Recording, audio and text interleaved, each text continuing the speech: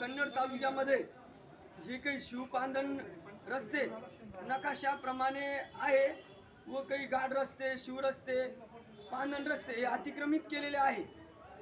यामुळे जे काही दंडाधिकारी साहेब आहे, तहसील कार्यालय कन्नड, उपजिल्हा अधिकारी संतोषजी गोरड साहेब यांच्या मार्गदर्शनाखाली तहसीलदार साहेब कन्नड यांनी तालुकास्तरीय जी काही समिती आहे ती स्थापन केलेली आहे। तिच्यामध्ये अध्यक्ष म्हणून तहसीलदार साहेब कन्नड, गट विकास अधिकारी पंचायत समिती कन्नड, उपाधीक्षक भूमी अभिलेख कन्नड, उपविभागीय अभियंता सामाजिक बांधकाम व पोलीस निरीक्षक ग्रामीण व शहर व उपअभियंता जिल्हा परिषद बांधकाम यांची सचिवपदी नियुक्ती केलेली आहे शासनाच्या आदेशानं। व ग्राम समिती जी काही आहे याच्यामध्ये ग्राम समितीमध्ये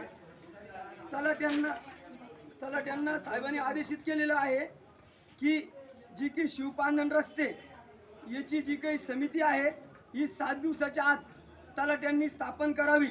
जर तलाट्यांनी स्थापन केली नाही तर आम्ही प्रत्येक कन्नड तालुक्यातील तलाट्याच्या कार्यालयाला कुलूप लावू।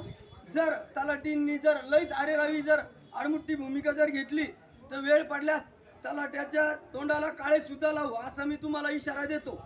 तलाटी ग्राम समितीचे सचिव आहे, याच्यामध्ये जे जे आहे त्यांचं मी नावं सांगतो। याच्यामध्ये अध्यक्ष आहे सरपंच, मंडळ अधिकारी सदस्य, तंटामुक्ती सदस्य, चेअरमन विकास सोसायटी सदस्य, प्रगतिशील शेतकरी सदस्य व एक महिला ग्रामपंचायत सदस्य व ग्रामसेवक, कृषी सहाय्यक, बीड जमादार व पोलीस पाटील तलाटी हा सचिव आहे।